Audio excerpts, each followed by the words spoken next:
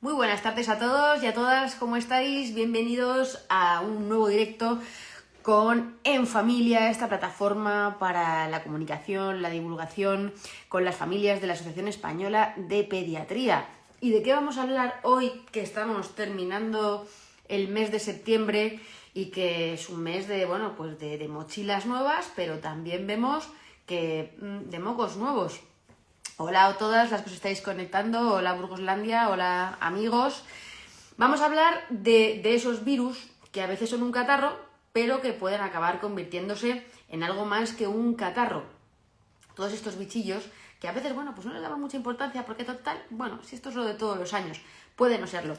Así que para repasar un poquito cuáles son todos esos amigos que nos vienen a visitar, porque además ahora, si os habéis dado cuenta, llega el frío que hemos tenido hoy en San Miguel.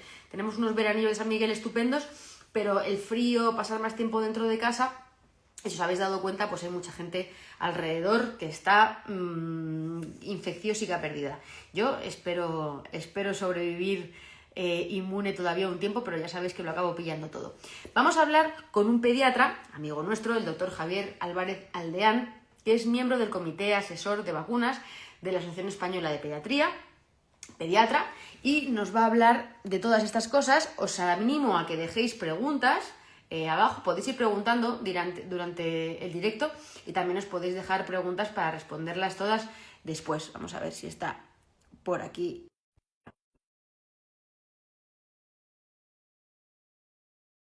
¿Cómo ha ido esa vuelta al cole? Aquí estamos. A ver, tenemos a gente que viene desde Asturias, que se ha conectado. Sabemos que desde Burgos. Muy bien. A ver si Javier aquí está. Está llegando, está llegando. Hola, ¿qué tal? Buenas tardes. ¿Cómo estás? ¿Qué tal, Mariam? Encantado de estar otra vez contigo. Es un gustazo estar en este espacio y, bueno, vamos a ver si conseguimos ayudar a las familias, a las personas que están oyendo esto a aclarar algunos conceptos. Sí, porque siempre hay, todos los años, porque igual, parece que en verano reseteamos, nos metemos en la playa, se nos aclaran las ideas y llega septiembre y se nos olvidan muchas cosas que ya hemos tenido. Entonces, vamos a hablar de esas infecciones respiratorias, vamos a hablar principalmente, por aterrizar un poco, que la gente sepa de qué vamos a hablar concretamente, de neumococo, de meningococo y del virus respiratorio sincitial. Y bueno, para empezar, Javier, se dice siempre que los niños pasan una media de 6 a 8 catarros al año. Eso es mucho, ¿no? Bueno, incluso a veces más, en algunos casos. Lo que pasa es que muchos o algunos pueden pasar inadvertidos. Hemos de tener en cuenta que el niño es un ser en formación y su sistema inmunitario se está entrenando a través del contacto precisamente con los gérmenes. Ni siquiera eso debe ser considerado en la mayoría de las situaciones como algo malo, forma parte un poco de la naturaleza en sí y por lo tanto esas infecciones lo que van haciendo es dándole más recursos, más capacidad y más maduración para defenderse ulteriormente de otras infecciones que pueden ser más importantes. Algunas son muy evidentes, algunas pueden descontrolarse o salirse del patrón normal, que es de lo que vamos a hablar ahora, pero en general digamos que forma parte de la vida misma, como tú bien has dicho en la introducción, el invierno pues llega todos los años, aunque a veces llegue tan tarde como está pasando en los últimos años. O sea, que podríamos decir que para los niños es un entrenamiento, ¿no? O sea, tiene su sistema inmune que tiene que exponerse, pues por regla natural, los niños van al cole, los niños van al parque, los niños van a actividades extraescolares, coinciden con otros niños, con otros adultos, se exponen y eso hace que sus defensas vayan, digamos, poniéndole cara a todo lo que hay en el mundo. Claro, de hecho, un niño que no tenga una enfermedad de base, que no tenga, que son la mayoría, por fortuna, pues lo habitual es que a lo largo de toda su relación con su entorno, que pueden ser sus familiares, pero no solo, muchas veces pueden ser también, pues, muchas veces no, la mayoría de las veces son los compañeros de clase o del aula infantil, entonces todo esto produce un entrenamiento que no es deseado, pero que por otra parte es natural, ¿no? Entonces, los padres lo vivimos a veces negativamente cuando supone que se tienen que quedar en casa o que están con fiebre o que dejan de comer, pero la mayoría de las veces pasan inadvertidamente y esto, insisto en que es bueno, se ha visto y se ha demostrado que una exposición natural a todo este tipo de patógenos conlleva a la larga a un sistema inmune más poderoso y más capaz de solventar situaciones más comprometidas. Por lo tanto, eso lo hemos de ver como normal.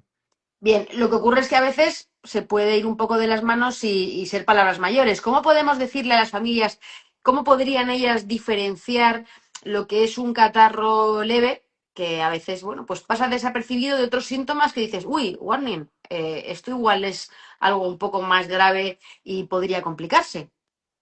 Bueno, pues suele ser fácil y lo que voy a decir puede sonar un poco un contrasentido, pero normalmente la mayoría, yo confío mucho en el buen sentido de los padres, de las madres, que ven todos los días a sus hijos y ven cuáles son los síntomas más o menos tolerables. Un niño, pues muchas veces hay inviernos en los que están con su moqueo, con su catarrillo, pero el niño está contento, juega, come normalmente.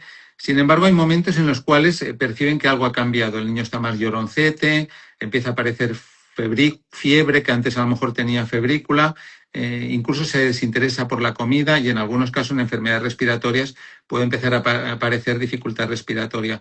Normalmente, casi siempre los padres y con antelación se dan cuenta de que ese no es el catarrillo normal y suelen consultar pues, al dispositivo que tienen más cercano, que suele ser atención primaria o en un servicio de urgencias, pero insisto en que habitualmente suelen tener buen criterio en reconocer lo que es una infección banal, que puede ser, ya digo, pues el resfriado común, que está producido por un rinovirus, por un virus muy diseminado y que es muy común y que lo padecemos los adultos. Muchas veces, como bien sabes, empiezan los niños y acabamos ya todos los de la familia, ¿no? Pero suelen reconocerlo y yo creo que en ese sentido no suele haber mucha dilación en la mayoría de en las enfermedades. Luego hablaremos de algunas en las cuales sí que puede ser problemático ese intervalo. O sea, que deberíamos confiar en ese sexto sentido, ¿no? Que tienen las familias, los padres, los abuelos y que identifican cuando un niño pues tiene un comportamiento que no es el habitual. Así es, yo a lo largo de todos los años de mi carrera profesional, que me relaciono con médicos en formación, con residentes, siempre le digo, no dudéis de cuando una madre te dice algo no está funcionando bien, es posible que en algún caso pueda equivocarse, o sea, una persona excesivamente ocupada, pero normalmente el conviviente más cercano, que suele ser evidentemente el padre y la madre, pues normalmente cuando te dice que algo no va bien, debes un poco ya ponerte un poco en alarma y ver un poco qué es lo que está sucediendo, porque muchas veces, posteriormente, si minimizas esa situación, puede ser que posteriormente pasen las horas y ya tengamos más complicaciones. Muy bien, pues vamos a ir poniendo cara y haciéndoles un poco la ficha policial a estos amigos enemigos que tenemos esta tarde. Y vamos a empezar con el neumococo. Es uno de los sospechosos de los síntomas típicos del otoño-invierno. Puede estar también en otras épocas del año, pero digamos que ahora es como su temporada de conciertos importante. Y además es una familia muy amplia. Hay más de 100 tipos, aunque no todos producen infección en humanos. Cuéntanos, Javier, un poco más sobre el neumococo, por qué se llama neumococo y por qué preocupa tanto a los pediatras. Bueno, lo primero que hacías en la introducción, bueno, que es típicamente del invierno, pues es verdad, pero también lo hay en el resto del año. En el invierno, además, es que todo se favorece, ¿no? Los niños empiezan en el cole, están en aulas cerradas, hace frío y cerramos las ventanas.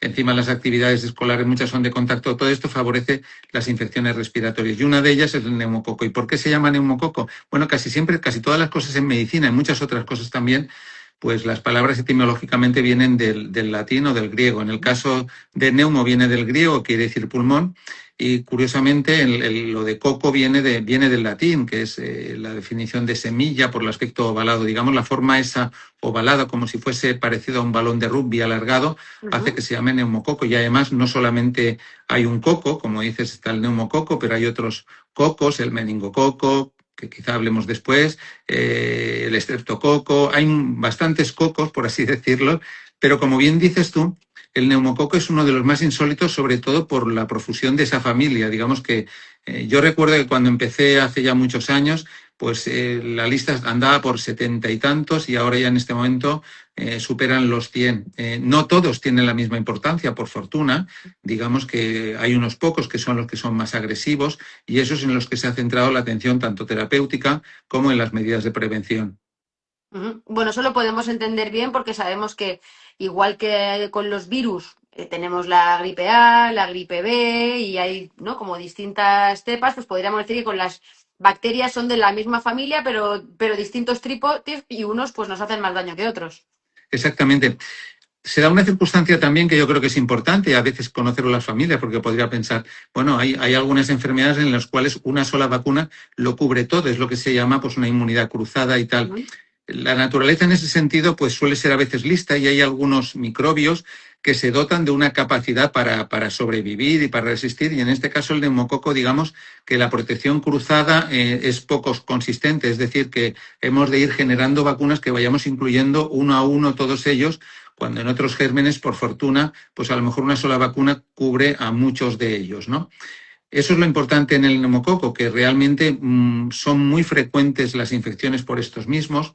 Se presentan también de una manera variada, no solamente hay una enfermedad neumocócica, y si quieres hablaremos de ello, y además, pues por otra parte, la gravedad o la consistencia de la misma y evolutivamente es distinta, no solamente también por el tipo de germen que ataca, sino incluso variando según la edad. Es una enfermedad además que no solamente afecta a los niños y realmente existen también vacunas para los adultos, las personas mayores también pues conllevan esta enfermedad. Por lo tanto, hemos de ser muy cuidadosos en reconocer esta infección en las formas clínicas que tiene y saber sobre todo cómo tratarlo y, bueno, quizá también, cómo no decirlo, prevenirlo, porque hay medidas preventivas, sin duda. Pues vamos a ver un poco cómo son esas pistas. Una otitis, por ejemplo, a priori podría ser un mal menor, algo que también, pues como una gripe o como un resfriado, que el niño no ha tenido una otitis. Pero en algunos casos sí podría terminar en neumonía o en sepsis. En este caso, ¿cómo llegan a cómo pasa ese familiar rebelde de estar aquí en el oído molestando un poco a llegar a infectar de manera generalizada? Bueno, lo primero de todo es que, aunque puede parecer un mal menor, en mi opinión no lo es. La otitis es un problema muy frecuente en los niños y que, más allá de que pueda generalizarse, y lo vamos a comentar, también produce importantes síntomas en los niños más pequeñitos. Muchas veces esa infección, porque normalmente el neumococo es un germen que reside y que muchas veces vive plácidamente y sin producir problemas, como pasa también con el meningococo en la faringe de las personas. Digamos que es un conviviente, por así decirlo, Ujú. que está en paz y normalmente no produce problemas, pero en ocasiones pues pasa al oído y puede producir infecciones. Esas infecciones en los niños más pequeñitos pueden producir una secreción y hay algunos problemas de estos niños. Es muy frecuente que estos niños puedan tener pues líquido dentro de la oreja y eso hace, dentro del oído medio, no de la oreja. Y esto hace que incluso puedan tener problemas auditivos y muchas veces algunos de los problemas escolares que tienen algunos niños que tienen hipoacusia y que no se detecta. Bueno, muchas veces los padres sí que cuando tienen que repetir varias veces las cosas a los niños se dan cuenta que el niño no oye bien. Pues ese es un problema, sobre todo por su frecuencia. Las otitis por neumococo son muy frecuentes o eran mucho más frecuentes antes de Antes la de la época de las vacunación. vacunas. Eso también es verdad. Pero como bien dices, se puede generalizar y esto ya son palabras mayores porque muchas veces primero están a veces cerca de estructuras muy sensibles, el oído puede producir cuadros de meningitis por cercanía o bien porque el germen pasa a la sangre y puede producir infecciones a otros lugares. La más conocida es la neumonía neumocócica, pero no solo puede producir también, como he dicho, además de meningitis, pues artritis, pericarditis, infecciones a otros niveles que pueden ser importantes. Por lo tanto, el neumococo es un germen que, de estar plácidamente viviendo en la faringe sin producir ningún problema, puede convertirse en una enfermedad muy relevante y a veces muy difícil de tratar. Ujú. ¿Y qué tipo de signos? Nos has dado algunas pistas, pero porque la gente siempre dice, bueno, ¿y cuándo tengo que ir a urgencias o cuándo tengo que ir al pediatra? ¿Cuáles son esos signos típicos que me tienen que hacer? Ya sé que antes nos has comentado que lo que sea diferente a lo que habitualmente haga el niño, pero imagínate que, por ejemplo, bueno, pues está con un cuidador o con alguien que no lo conoce tanto. ¿Qué sería lo realmente alarmante? Bueno, es importante lo que estás planteando. Normalmente ese niño puede tener un cuadro neumocócico, pongamos incluso una otitis o una faringitis también, puede tener, aunque no es el germen más habitual que lo produce, pero ese cuadro banal que puede ser con febrícula o con un poquito de dolor de garganta o que puede tener un dolor de oído, si es una otitis, de golpe el cuadro cambia y muchas veces, en el caso de las neumonías, pues por ejemplo puede empezar a aparecer fiebre alta y dificultad respiratoria y afectación del estado general. El niño ya no es el mismo, ese niño que habitualmente, hay muchos niños con algunas infecciones víricas, por ejemplo, que a veces nos llama la atención, que están a veces con 38,5, 39, los niños están jugando, no es frecuente. ¿Sabes? Incluso pasa a veces en la gripe que los adultos estamos con gripe y estamos que nos caemos, parece que nos ha pasado un camión por encima y los niños muchas veces la toleran mucho mejor. No siempre, ¿eh? Pero bueno, a veces la toleran mejor. Por eso es importante decir que cuando vemos que ese algo cambia y sobre todo el desinterés por el juego, por el entorno, el quejido y bueno, La ya no digo apatía, ya. ¿no? Que se quedan Sí, ahí en son el... niños que de momento no quieren jugar, están lloroncetes y ya cuando empiezan con fiebre sí que ya realmente te das cuenta y bueno, y dificultad respiratoria en las neumonías es muy llamativo que el niño pues tenga dificultad respiratoria, incluso a veces tiraje y esto ya raramente es inadvertido por parte de la familia y hace que consulten al dispositivo. Por lo tanto, es muy importante, bueno, y si la afectación no es respiratoria, sino que es neurológica, antes de la época de los antibióticos, no, de las vacunas, pues las meningitis neumocócicas, probablemente junto con la hemófilus, que también casi ha desaparecido, eran de las más graves, con mucha diferencia, pues eso ya hace que esos niños, si son grandecitos, incluso pueden decir que tienen dolor de cabeza, pero muchas veces pueden tener vómitos y sobre todo una afectación muy importante del estado general. Por fortuna, y vuelvo a insistir siempre en el buen sentido de las familias, raramente, aunque no es, llegan en estado muy avanzado, pero siempre convino a las familias de que, bueno, cuando ellos vean un cambio en este comportamiento, que no duden en consultar porque, bueno, tranquilizar a una familia por un problema banal no cuesta nada. Tener que lamentar un no reconocimiento a tiempo, sí que eso sí que puede ser muy, bueno, lamentable, ¿no? Bueno, pues vamos a imaginar que estamos en ese caso, realmente tenemos una infección por neumococo. ¿Cómo se trataría? Bueno, depende de la forma. La mayoría de las infecciones más frecuentes, como las otitis, pues curiosamente, por ejemplo, en los niños de más de 2 años no se tratan de ninguna manera. Se tratan incluso, o sea, hay consensos en los cuales se dicen que se curan solas, ¿no? En los niños más pequeñitos, menos de 2 años, se tratan con antibióticos, sobre todo además si son bilaterales o si tienen secreción y tal.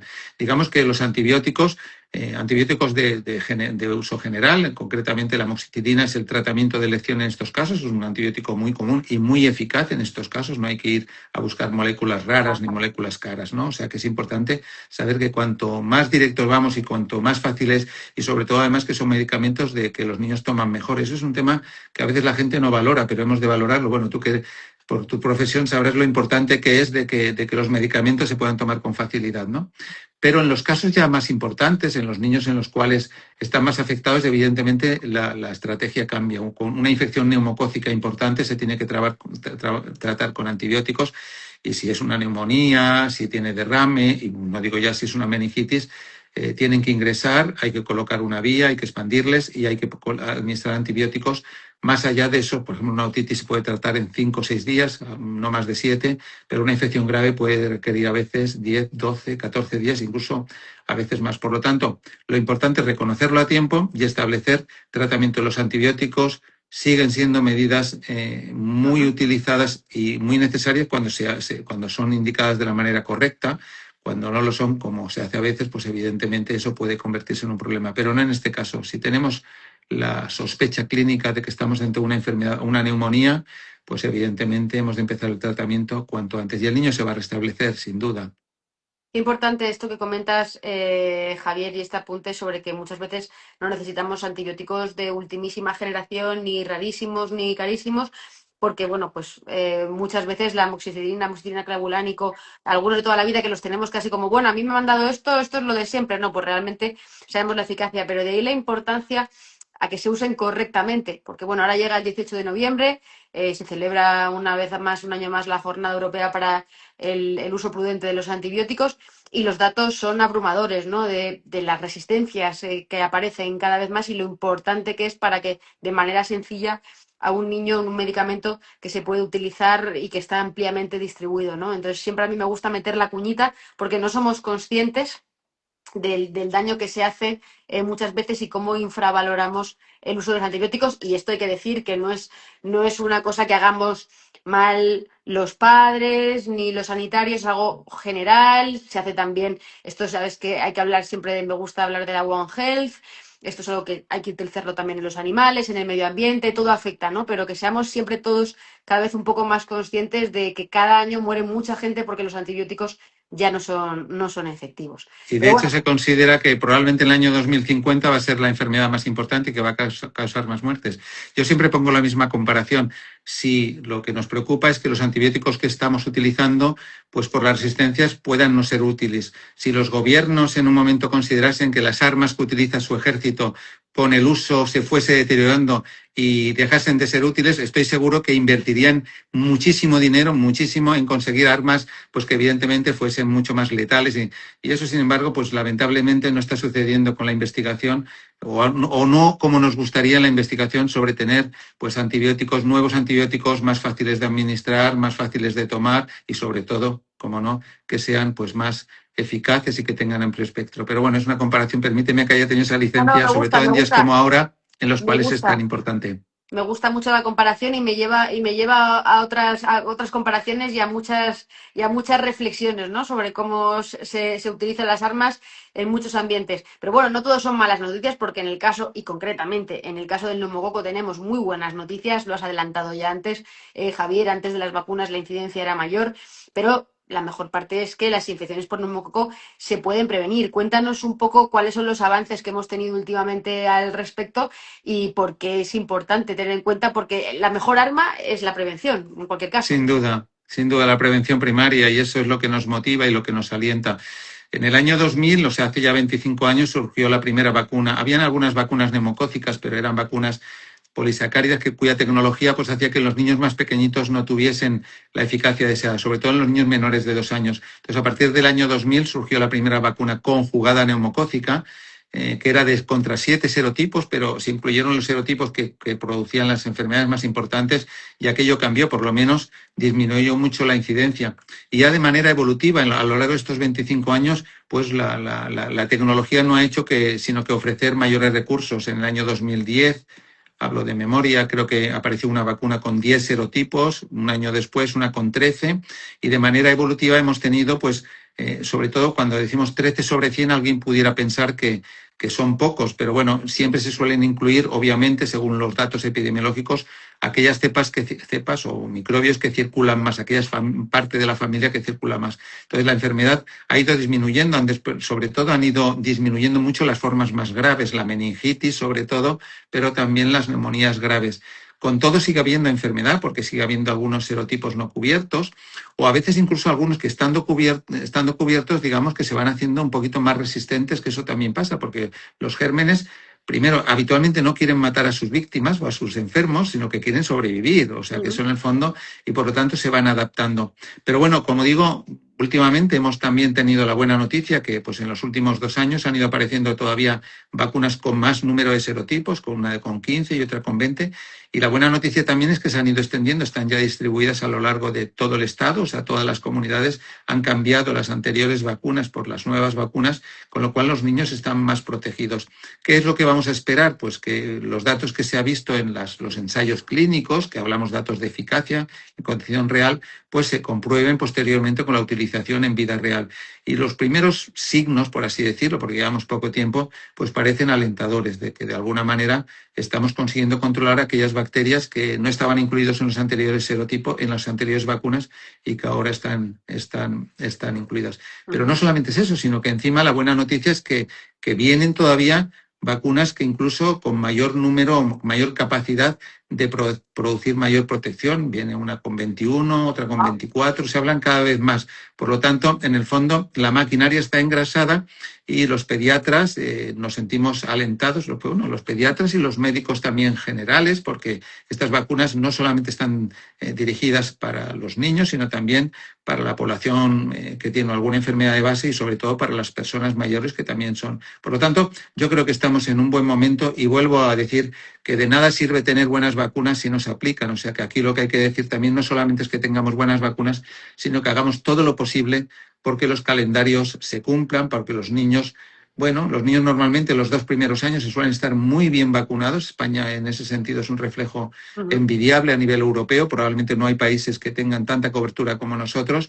Pero bueno, hay que seguir con la guardia alta, pasan cosas en nuestro entorno, algunos al otro lado del Atlántico que pueden ser preocupantes y que parece que no se han contagiado todavía, pero tenemos que estar alerta. Y ahí también juega un papel importante lo que hacemos nosotros. Y cuando digo nosotros, incluyo a todos, salud pública, medios de comunicación, profesionales, sociedades científicas, hemos de estar trabajando, bueno, y las asociaciones de pacientes también hemos de estar trabajando hombro con hombro para conseguir que la cobertura vacunal sea elevada. Solamente con coberturas vacunales no solamente conseguiremos proteger a aquellas personas vacunadas, sino también a aquellas personas que por cualquier motivo, aun estando vacunados, pues por la enfermedad de base que tienen, pues a lo mejor no son tan eficaces y se están beneficiando pues de esa vacunación colectiva. Por lo tanto, hay que seguir empujando para que las coberturas sean amplias y tenemos buenas vacunas, afortunadamente. Es muy importante la vacunación, esta vacunación colectiva. Mira, ha llegado un comentario hace un ratito, Nuach, que dice: yo tenía neumonía de repetición de pequeña y de mayor han visto que soy inmunodeficiente al neumococo. Me revacunan del neumococo, según la analítica, en seguimiento en inmunología en el Gregorio Marañón. Y esto viene un Bueno, poco pues así esa lo que me persona, comentas, la ¿no? Esta ventaja es que, vacunación.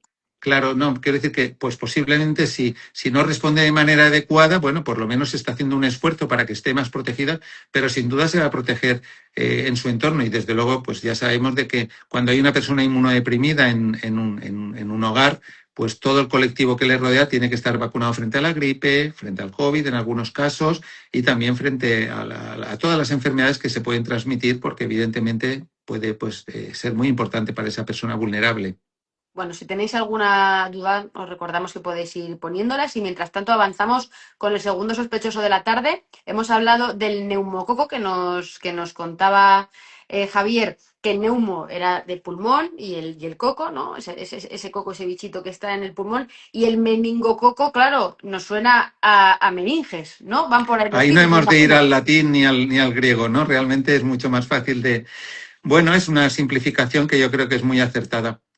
Mira, cuando yo empecé la residencia, cuando yo era un médico joven, era raro el día que no, en una guardia no podías hacer 2 o 3 punciones lumbares. La meningitis era una enfermedad terrible, la meningitis y la sepsis, y convivía con los sanitarios de una manera tremenda. Hoy, por fortuna, hay muchos residentes jóvenes que se pueden tirar pues semanas, meses o incluso años sin Sin hacer ver. una punción lumbar. Entonces, quiero decir, una punción lumbar es el método diagnóstico para saber si un niño tiene meningitis. Bueno, el meningococo es uno de los malotes que has comentado, ¿no? Dentro de los genes estos que estamos comentando. Y es un germen también que viene, hablamos también de la enfermedad respiratoria, porque aunque no produce habitualmente, también puede producir en algunos casos neumonía, pero es poco común. Pero se transmite por vía respiratoria. También es un germen igual que el neumococo, que está en la faringe como residente y está ahí conviviendo.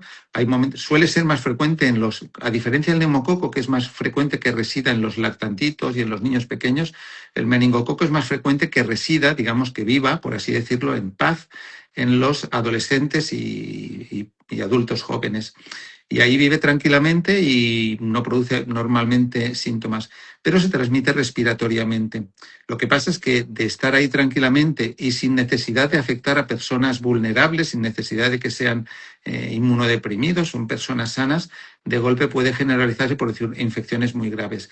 Que además no solamente está la meningitis, sino que hay un cuadro terrible como es la sepsis. Sepsis es un término pues, que viene también del griego, pero quiere decir infección generalizada. Es una infección que se disemina rápidamente, que produce pues, un cuadro de colapso, de shock, de coma y de un fracaso de todos los órganos en muy pocas horas, muchas veces pues muerte, y muchas veces si se sobrevive con las medidas o con lo que sea, pues puede dejar secuelas. Por lo tanto, es un germen que tememos mucho y que por lo tanto hemos de estar pues pendientes de la epidemiología, de los que los sistemas estén engrasados y bueno, supongo que de esto lo vamos a seguir hablando a continuación.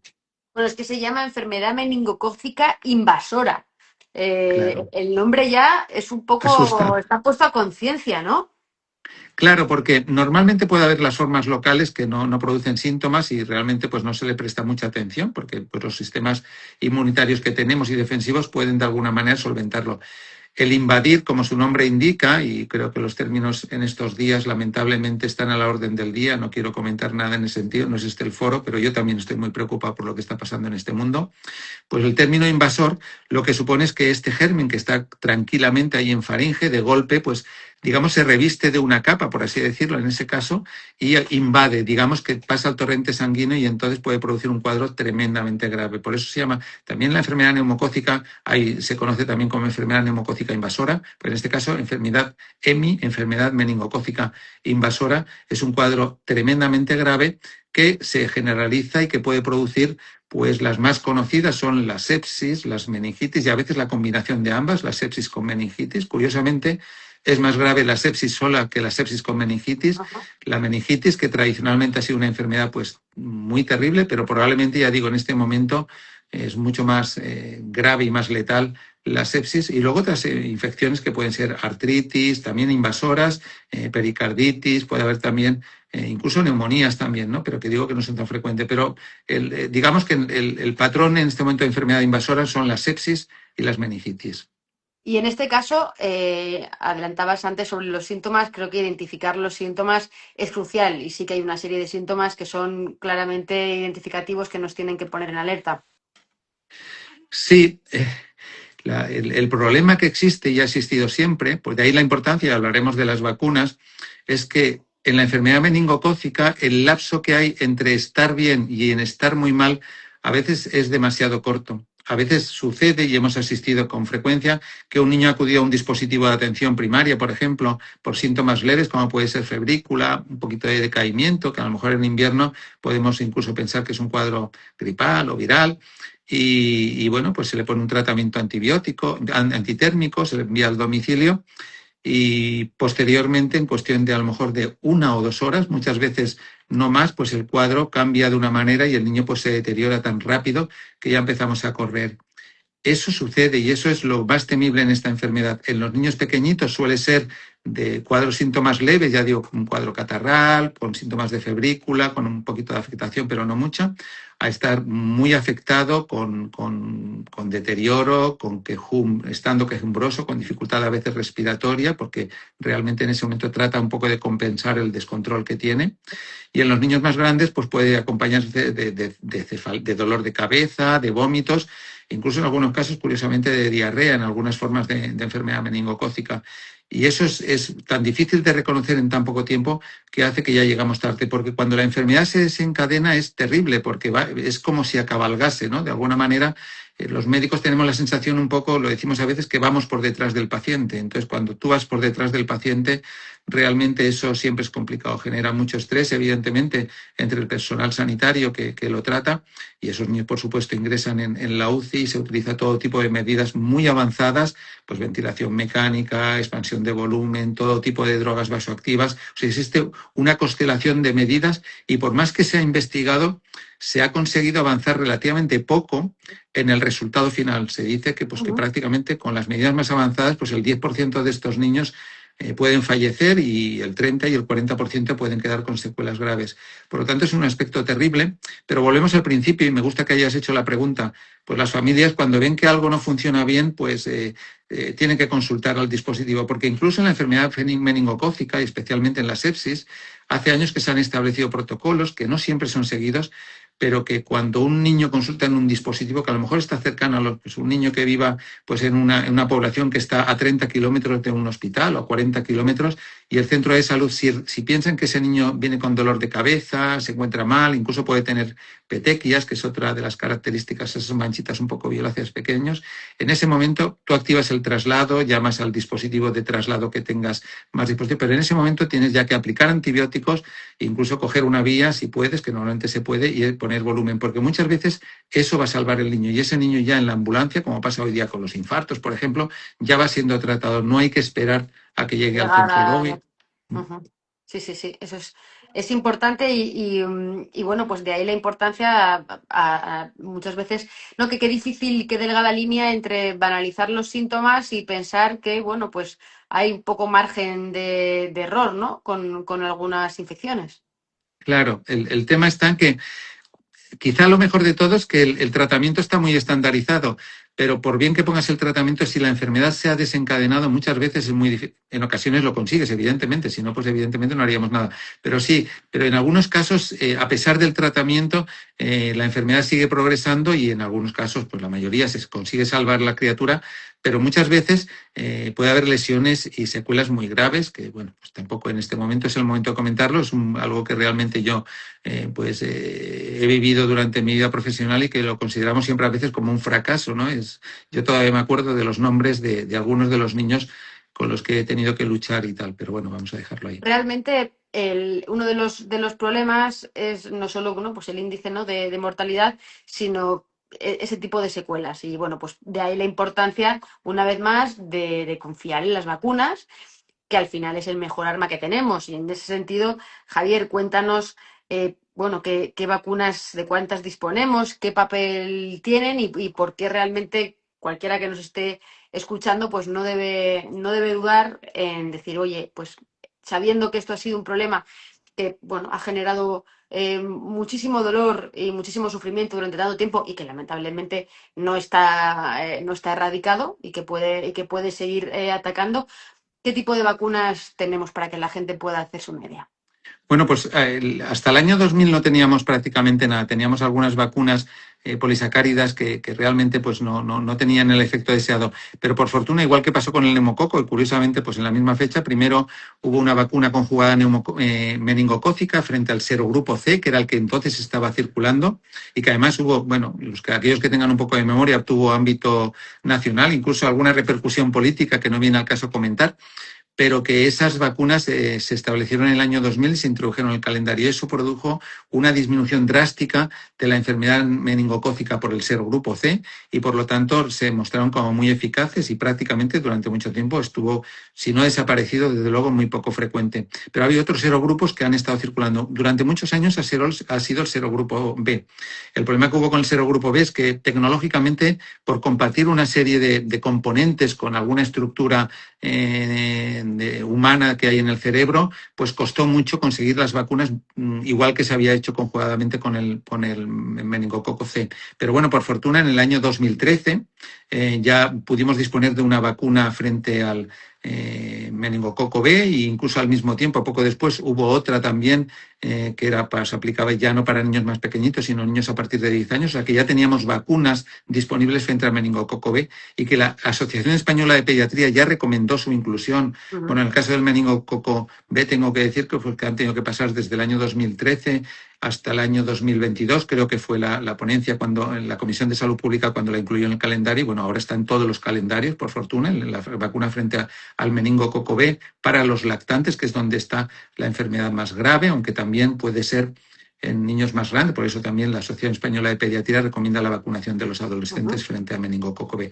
Pero es que también han surgido otras vacunas combinadas más recientemente, en los últimos 4 o 5 años, quizá un poco más, que son combinadas que llevan, además del C, llevan el A, el W y el Y, que han sido también serogrupos que han estado pues dando mucha guerra desde el punto de vista epidemiológico. Por lo tanto, estamos bien armados y lo importante es que las vacunas, porque sí que hay una cierta simetría, sobre todo con la vacuna tetravalente, la de ACWY, que bueno, hay distintas comunidades que la tienen puesta en lactantes a los 12 meses y a los 12 años y otros la tienen solamente en el adolescente. Por lo tanto, pues aquí también es un buen momento para abogar que haya una cierta sincronía y un calendario único para la vacunación antimeningocócica, sobre todo por cuestiones de equidad a nivel de toda España. Es muy importante porque los avances se han producido en muy poco tiempo. O sea, yo recuerdo de tener, bueno, pues la vacuna y ya está, y de repente aparecer estos serogrupos para adolescentes. Al principio solo se recomendaban si iban a viajar, luego ya las cosas cambiaron, ¿no? O sea, como de repente la epidemiología está ahí, se toman decisiones y pienso que esto es muy importante, que seamos capaces de decir, oye, tenemos herramientas que son positivas, pues vamos a utilizarlas, ¿no? Y que las utilice el mayor número, sobre todo teniendo en cuenta que hablamos de adolescentes y de las relaciones que tienen entre ellos, que es lo más normal del mundo. Bueno, y por otra parte, también nunca hemos de excluir la recomendación individual. O sea que yo recuerdo, bueno, yo tengo hijos mayores, evidentemente, y cuando salieron estas vacunas no estaban incluidas en el calendario a su edad, pero evidentemente pues igual que hice pues recomendárselo a los pacientes o pues yo lo que hice fue proteger individualmente a mis hijos y también se lo recomiendo. O sea, los profesionales tenemos que recomendar la vacunación, pues primero la que está calendarizada para que haya buenas coberturas y luego también pues hacer recomendaciones individuales. Hay que recordar, y lo digo pues, que las vacunas son productos biológicos y que están sujetas a prescripción, o sea, a prescripción con receta, pero bueno, con esta receta se puede ir a la farmacia para aquellas que no estén incluidas y administrarse, porque pues yo creo que nunca está de más tener la protección pues que sea posible en cualquier edad, evidentemente. ¿Y crees, Javier, que este objetivo que se ha marcado la OMS de derrotar a la meningitis en 2030, en ese 2030 que van a pasar tantas cosas, van a ayudar estas vacunas? ¿Estamos más cerca de conseguirlo? Es una buena pregunta. Yo hasta ahora con algunos de los objetivos de la OMS me sentía un poco defraudado, no por la OMS, que hace una labor encomiable y en estos momentos además por problemas financieros, un poco por la actitud de la administración americana, pues cada vez más, pero son objetivos yo creo que son legítimos y muchas veces se conseguían y se iban aplazando. En el caso de la meningitis lo veo cerca y diré por qué. Hasta el año 2000, las meningitis más frecuentes y más graves, yo recuerdo que eran por neumococo y por hemófilos, sobre todo las de hemófilos. Ya casi no vemos en meningitis por hemófilos y por neumococo y cada vez vemos menos meningitis por meningo B. Hay estudios que dicen que se ha disminuido un 80% desde que se están vacunando los niños.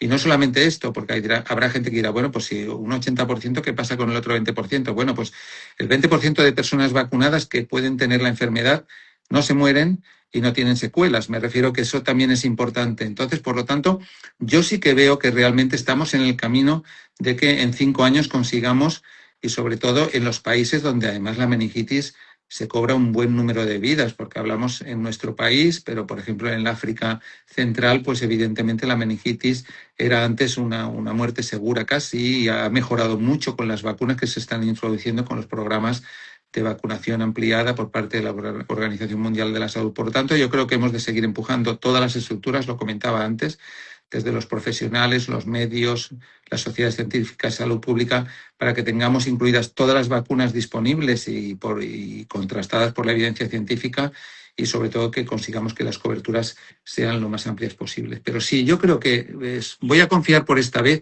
y lo digo que no es una confianza gratuita, creo que sí que vamos a conseguir controlar la meningitis, hemos de luchar contra la meningitis. Muy bien, pues te escuchamos con atención y con esperanza. También con prudencia, pero con esperanza. Pues vamos con el tercero. Después del neumococo y del meningococo, llega uno que tiene un nombre muy raro, pero que luego lo entendemos muy bien. El VRS, que es el virus respiratorio sincitial, que para entendernos es el de la bronquiolitis. ¿Qué padre, qué madre no ha tenido un niño con bronquiolitis o no ha estado en urgencias? Yo, mis hijos no han tenido mucha bronquiolitis, pero sí me ha tocado estar en urgencias a veces por una caída o por lo que sea y estar toda la sala llena de bronquiolitis. ¿Nos presentas un poco al VRS y nos cuentas por qué afecta más a los bebés? Bueno, ese ha sido un patógeno que nos ha dado la lata durante muchos años y sobre todo no a nosotros, que también a los servicios, sino porque pues afectaba a niños muy vulnerables. El virus respiratorio sincitial, que es el agente que produce la bronquiolitis en más del 70% de los casos, además coexistía con dos infecciones típicamente invernales al mismo tiempo, con la gripe y también con el rotavirus, con la enfermedad, la diarrea por rotavirus, que no es una diarrea estival, sino que es una diarrea típicamente de invierno. Y eso hacía que las unidades estuviesen sobrecargadas y tuviésemos problemas de ocupación importantes. Y sobre todo, ver esos niños tan pequeñitos, con tan pocas medidas posibles. No hay evidencia de que ninguna medida más allá de un poquito de oxígeno y un soporte respiratorio con un poco de presión, que se llama pues, alto flujo. No había medidas, desde luego, ni antibióticos, por supuesto, pero ni broncodilatadores, nada. O sea, prácticamente no tenías nada. Son niños que se tiraban 2 y 3 semanas pues malviviendo, tirando un poco para adelante con una familia totalmente estresada. Eso ha cambiado diametralmente, ha sido un antes y un después en los últimos 2 años. Yo creo que es de las noticias más felices que a mí como profesional, porque además España ha sido un laboratorio de éxito. Cuando digo laboratorio no digo experimentación, sino que fue el primer país que tuvo el arrojo y el acierto de incluirlo por parte de salud pública como tratamiento de todos los niños menores de 6 meses. Y ya digo que había un antes y un después. En los 2 últimos años las unidades en invierno se han quedado casi diametralmente vacías, pero no solamente las unidades de hospitalización, los servicios de urgencias, las unidades de atención primaria, pues evidentemente estos niños que reciben este medicamento no es una vacuna, es un anticuerpo monoclonal, pero que hace que estos niños estén protegidos durante los meses que son más vulnerables en la época invernal y que la campaña, pues prácticamente no, ya ha empezado en muchas comunidades, prácticamente en todas, y se está dando a todos los niños nacidos a partir del 1 de abril y todos los que vayan naciendo a lo largo de la temporada hasta el 31 de marzo. Ya digo que había un antes y un después, porque antes, primero, todos los niños antes de los 2 años tenían la infección por el virus respiratorio sincitial y el 10% de ellos, que son muchos niños, nacen casi 400.000 niños al año, pues evidentemente, pues imaginemos que 40.000 niños iban a sufrir, pues evidentemente, una infección grave por estos niños, y el 10% de ellos iban a ingresar en UCI. Por lo tanto, es una enfermedad nada desdeñable. Yo creo que ha tenido un antes y un después con la introducción. Y además que no solamente se queda en eso, sino que pues tenemos nuevas medidas que se atisban y que pueden ayudar a complementar y a enriquecer un poco las posibilidades de elección. Por lo tanto, somos felices un poco de poder contar con esto y saber que a partir de hace 2 años y ahora en esta temporada que empieza, pues no va a ser un problema existencial. Evidentemente sigue habiendo enfermedad porque lamentablemente la infección por el virus respiratorio sincitial no da una inmunidad duradera, pero el que ha tenido ya la infección puede volverse a infectar, pero no va a tener una enfermedad grave. Eso creo que lo aprendimos muy bien con el COVID, ¿no? El hecho de que vacunarnos podía hacer que tuviéramos la enfermedad, pero no formas graves, que al final es lo que queremos evitar. Ha habido varias preguntas que han surgido por ahí preguntando si solo se pone una vez. Bien, sí, solamente se puede, vamos a ver, no, se puede poner más veces dependiendo del grupo. Para la población general, es decir, niños de 0 a 6 meses, los que han nacido del 1 de abril hasta el 30 de septiembre, una sola dosis, y para los que siguen naciendo a lo largo del otoño, que es la época, también una sola dosis. La temporada siguiente se supone que son niños ya más grandes, más mayores, que además el anticuerpo no excluye que tengan el contacto con el virus, con lo cual también pueden generar sus propias defensas, no solamente las que reciben a través de este anticuerpo, y ya están más maduros y más capaces de luchar en la temporada siguiente. Hay otros niños, que son los prematuros de menos de 35 semanas, que sí se pueden beneficiar durante 12 meses, normalmente 2 temporadas, y los niños ya con enfermedades como pueden ser cardiopatías, enfermedades respiratorias pues más o menos graves, fibrosis quística y muchas otras, estos se les puede y se les debe aplicar durante los 2 primeros años. Pero población general, una única dosis y tranquilidad, todo va a ir bien a partir de entonces. Bueno, es una buenísima noticia, realmente, Javier. Y vemos cómo han ido cambiando las estadísticas, que son abrumadoras, y cómo realmente, bueno, esto mejora la calidad de vida de las familias, también protege a los mayores, ¿no? O sea, realmente eso también es extensivo. Eh, no exactamente, y perdona que te contradiga, es un anticuerpo monoclonal y por tanto da protección al que lo recibe, por lo tanto no da protección indirecta.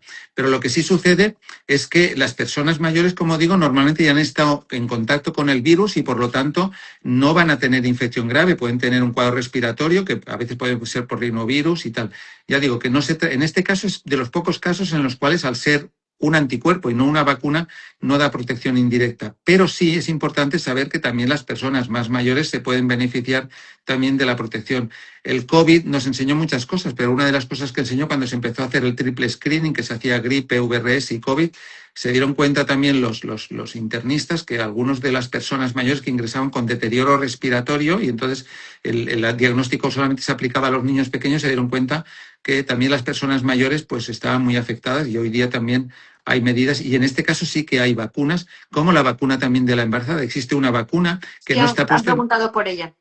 Bueno, pues existe una vacuna desde hace 2 años que está disponible en el canal de farmacia, que tiene SETA con prescripción y que se puede administrar. Digamos que sería el mismo efecto que tiene la vacuna de la gripe o la vacuna de la tosferina, que lo que hace es vacunamos a la madre en un momento determinado del embarazo, a partir de, en el caso de la vacuna esta, que se llama Brisbo, se administra a partir de la semana 24, y lo que hace es dar una protección transmitida. En este caso sería, en lugar de administrarlo pinchando al niño, lo que se hace es que la madre se lo transmita a través de la placenta.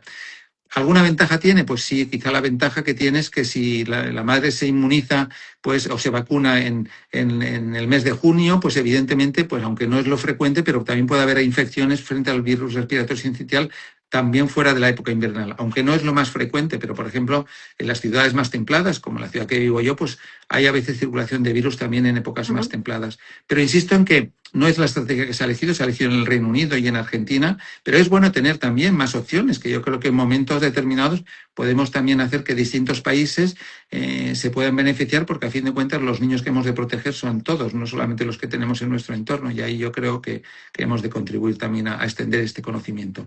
Bueno, y puede haber también gente que pueda desplazarse o que puntualmente vaya a vivir en otro lugar donde pueda ser más frecuente. Entonces, aunque no sea sistemático para todo el mundo, pero está bien que exista esa opción y que la gente lo sepa, aunque pueden estar tranquilos y saber que cuando nazcan los bebés, pues a los bebés se les va a administrar, que al final es la mayor protección, ¿no? Y en este caso, ¿qué consejos prácticos para el día a día podríamos poner en práctica para mejorar el día a día de un niño con bronquiolitis si han fallado nuestros mecanismos y ha llegado a nuestro hogar? Bueno, por fortuna, primero, va a ser muy raro que un niño pase una bronquiolitis grave porque, pues ya digo, bueno, otro tema que no he comentado es que otra cosa sorprendente y que no podíamos imaginar es que la cobertura de inmunización de la población diana, es decir, de los niños de menos de 6 meses en la temporada, ha sido superior al 95%. Esto era impensable, con lo cual quiere decir que por eso ha sido tan exitoso y por eso ha sido tan protector. Por lo tanto, hemos visto pocos niños con bronquiolitis. Hemos visto niños con bronquiolitis que no han sido inmunizados, los niños de más de 6 meses que habían nacido pues meses anteriores o que tienen más edad, pues han tenido, pero son bronquiolitis más leves y en estos casos normalmente al ser niños con más edad puedes tener más recursos, puedes utilizar broncodilatadores, se pueden utilizar medidas que no podemos dar en los niños más pequeñitos. Normalmente la mayoría de las bronquiolitis a nivel domiciliario, si es leve, pues suelen ser medidas de soporte, no son medidas complicadas. Incluso puede haber medicación inhalada que puede administrarse y a nivel hospitalario también tenemos más recursos porque son niños más grandes, más maduros y que responden mejor a la medicación. Uh-huh. Pues son buenísimas noticias en este caso y la verdad que da gusto escucharte y creo que tiene que ser también esto muy esperanzador para las personas que piensen, bueno, en qué poquitos años hemos avanzado tanto. Yo lo miro, por ejemplo, por mis hijos que tienen 13 y 14 años y el panorama y la perspectiva del calendario vacunal ahora pues es verdaderamente diferente. Es verdad que están las clásicas que no cambian, pero ha habido unos avances espectaculares y sobre todo también creo que esto sí que hay que decirlo, hubo un tiempo de hay vacuna y desabastecimiento, no hay, la gente tenía que irse fuera, vamos, no tenía que irse, se iba porque volvíamos locas a las personas y afortunadamente creo que ahora todos esos problemas han desaparecido y todo está mucho más estable. Sí, así es. Por fortuna, yo creo que el tema, bueno, el tiempo que han convivido vacunas en el canal de no financiado y financiado, afortunadamente, por fortuna, en este momento la mayoría de las vacunas están financiadas, pues eso también daba lugar a situaciones de desabastecimiento. Cuando no, yo recuerdo incluso pues gente que las iba a comprar fuera del Estado, con lo cual eso pues a nivel de registro, a nivel de, por ejemplo, de control de efectos secundarios, genera muchos problemas. Yo recuerdo la época del Prevenar, en este caso la vacuna neumocócica, que se iba a buscar a Francia, recuerdo que esto se hacía, o incluso a Andorra, o en el caso de Bexero, pues también que hubo ruptura de stock pues cuando se iba a buscar a Portugal, ¿no? Bueno, por fortuna eso lo recordamos incluso a veces con cierta ya no diría perplejidad, pero bueno, que ya no sucede. Y eso hoy día, pues hay mucho más control, hay mucho mejor suministro y creo que la industria en ese sentido nos está ayudando pues con más responsabilidad, porque a fin de cuentas lo que queremos, la industria, pues evidentemente no es una ONG, pero también tiene una responsabilidad social que yo creo que está en este momento cumpliendo de manera muy consistente. Pues nos queda terminar ya podríamos decir que es casi un viejo conocido porque lleva 5 años con nosotros, que es el COVID, el SARS-CoV-2 en niños. ¿Qué podemos decirle a las familias ahora que llega la temporada? ¿Tenemos que seguir pendientes? ¿Hay recomendaciones específicas para grupos de riesgo? Ya. Yo quería dar 2 mensajes fundamentalmente. Primero, que el COVID no se ha ido, o sea, el COVID sigue ahí, pero es bien cierto, como tú bien comentabas antes, de que ha habido un antes y un después, que la vacunación y después el contacto con el virus natural, pues ha hecho que tengamos una cierta inmunidad y que pues todos los años, este año ha habido COVID, este verano hubo también COVID, también es verdad que hubo menos que el verano anterior, también es verdad que el COVID se ha desestacionalizado, pero en cualquier caso para las personas vulnerables sigue siendo muy importante que se vacunen frente al COVID. Y ahí están sobre todo pues, las embarazadas, las personas mayores o las personas con procesos. Y ahí dentro de esos procesos están los niños. O sea, los niños entre 6 meses hasta los 18 años, con distintas vacunas, las hay a partir de los 12 años, las hay de 5 a 12 años y las hay de 6 meses a 5 años, para los niños me refiero, pero los niños que tengan enfermedades crónicas que están no las voy a comentar todas aquí, pero están puestas específicamente en el anexo 1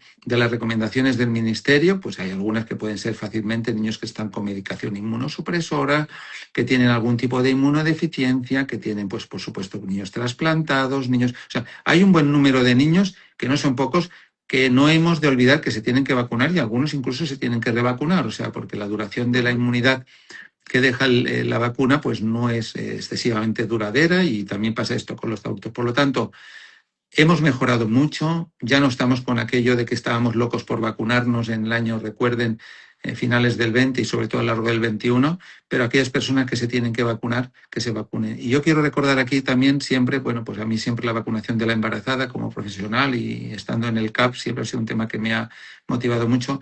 La embarazada se tiene que vacunar en cada brazo, decíamos antes, cuando era gripe y tosferina, pero ya no es gripe y tosferina, en este momento prácticamente le van a faltar brazos como siga así, porque está la gripe, está la tosferina, el COVID, porque el COVID puede ser grave en la embarazada y en el recién nacido cuando ella la padece al final, también puede producir. Y también pues vamos a disponer también de la vacunación frente al VRS, si así fuese necesario. Por lo tanto, no olvidemos en el caso del COVID de que las embarazadas, cuando llega la temporada, se tienen que vacunar, igual que con la gripe. Muy bien. Ha habido algunas preguntas que me han ido dejando en la cajita, pero bueno, yo creo que ha respondido prácticamente a todas y lo que sí que hay un poco de dudas es si nos pudieras decir de las vacunas de las que hemos hablado, cuántas serían las dosis, aunque lo ha repasado, pero bueno, para que nos quede claro la gente que no se les despiste ninguna, aunque lo tienen claro en su calendario, pero por dejarlo centrado. A ver, vamos por orden. Empezamos por Neumococo. neumococo, calendario infantil, en 2, 4 meses y en algún caso, según la comunidad, puede ser 2, 4, 6 meses. Dependiendo de la vacuna, son 2 dosis o 3 dosis en el primer año y un refuerzo al finalizar el primer año, a los 11 meses. La población de riesgo, niños, también pueden tener necesidad de un refuerzo, pero eso ya no vamos a entrar en las situaciones. Y los adultos, neumococo, meningococo. Meningococo es vacunación a los 4 meses, a los 12 meses y a los 12 años, con distintos tipos de vacuna. Normalmente eso respecto a lo que sería C o ACWY, Sí. las vacunas combinadas. Insisto que hay diferencias entre las comunidades, entonces no me quiero meter aquí en un jardín, hay que consultarlo, en cada comunidad tienen sus... Pero que se pongan las que tienen la comunidad y que hagan caso a su pediatra si hay que hacer una ampliación de la protección como protección individual. Y en el caso de meningococo, el esquema es prácticamente uniforme, suele ser a los 2 y a los 4 meses y luego un refuerzo entre los 12 y los 15 meses. Por lo tanto, estamos concentrando la mayoría de la protección, si nos damos cuenta, en los primeros 12 meses o poco más, ¿no? Y eso es muy importante porque es donde los niños son más vulnerables. Y hay que decir que además muchas de ellas ya dejan una protección duradera hasta la siguiente dosis. Por ejemplo, en el caso de meningococo, pues hasta prácticamente la preadolescencia. Entonces es importante. Eso sería en el SARS-CoV-2 para pacientes de riesgo con la temporada. Y me faltaba, bueno, y en el caso de VRS, pues saber que la temporada acaba de empezar, entonces todos los niños que hayan nacido a partir del 1 de abril tienen que ir a su centro, se les llamará seguramente, pero si no que vayan a su centro de salud para que se les administre el monoclonal, el anticuerpo monoclonal, y todos los que vayan naciendo a partir del 1 de octubre, eso se les irá poniendo en la maternidad. Ya salen con la vacuna puesta, que es una maravilla. Y no tenemos que Así es. por la vacuna, con el anticuerpo, que cuesta cambiar el chip, pero bueno, al final el concepto es el mismo y es que es el mismo. Está protegido. Nos cuesta hasta a nosotros a veces, pero bueno. Sí. Pero bueno, es importante saber que hay distintos tipos de inmunizaciones. Y es ahí, Javier, ha sido un placer. Antes de terminar, me gustaría que nos recordaras cómo pueden acceder a las recomendaciones de la Asociación Española de Pediatría, porque tan importante es y tanto demandamos tener información de calidad y los pediatras desde la EPED lo ponéis muy, muy fácil. Bueno, yo creo que para las familias muy fácil, desde luego, esta página de En Familia es una página con muchísima información. Yo mientras estaba esperando la veo de vez en cuando, pero las últimas no la había visto y hay algunas cosas que obviamente no solamente hablan de vacunas, hablan de muchas cosas muy interesantes, pero en cuestiones de vacunas hay mucha información en Familia y en cualquier caso también en la web del CAP de la EP, pues existe también información para familiares. En el apartado pone donde hay muchísima información sobre vacunas, todas las vacunas que pueden utilizar y todas las enfermedades. Y también quiero recordar que los profesionales y las familias también pueden dirigirse al CAP de la EP. En la página web del CAP de la EP hay una pestaña donde puede pregúntale al CAP y normalmente no, siempre respondemos en las primeras 24 horas siguientes a la pregunta. Y para cualquier duda que tengan, que no deben dirigirse pues tanto a la página de la EP como a En Familia como al CAP de la EP. Por lo tanto, Pues si ponen esto en Google les va a salir directamente porque son páginas tan CAV, frecuentes. Comité Asesor de Vacunas, CAV, CAVP. Yo también os recomiendo que ahí podéis seguir desde arriba, le dais a la pestañita, justo ahí donde pone En Familia, le dais y seguís porque en Instagram comparten también muchísima información interesante. Y a mí siempre me gusta mucho darle valor a este servicio que tenéis desde el CAV de resolver las dudas en 24 horas porque la gente no se lo cree. Y creo que hay Ya. que dar siempre mucha difusión a que hay un servicio gratuito, a que cualquier persona, de hecho yo animo también por un poco por deformación profesional, a que si alguien tiene una duda, la busque ahí porque el 99% de las dudas a alguien se le habrá ocurrido antes o habrá tenido una circunstancia similar y están contestadas. Y si no, en cualquier caso, ellos en 24 o 48 horas se comprometen a contestarlas. Y es una maravilla, una contestación rigurosa por parte de profesionales que también están de guardia online ofreciendo ese servicio. Así que, por mi parte, daros las gracias como compañera, como madre, y daros las gracias también en nombre de la comunidad que ha seguido este directo. Los que os habéis conectado ahora más tarde, lo vamos a dejar aquí grabado. No sé si Javier te queda algún apunte más por decir, alguna conclusión. Dos palabras nada más, agradecer siempre a los medios, a los divulgadores la labor que hacéis, porque yo creo que es muy importante el papel que jugáis, porque a fin de cuentas esto es cosa de todos. Entonces nosotros estamos encantados de estar aquí. Siempre que nos llaméis vamos a estar, lo sabes bien. Pues muchísimas gracias, Javier. Muchísimas gracias a la Asociación Española de Pediatría por favorecer estos directos. Y si os habéis quedado con alguna duda sobre vacunas, ya sabéis, en el CAP os están esperando. Muchísimas gracias y nos vemos en la próxima, Javier. Hasta la próxima, encantado. Chao. Adiós.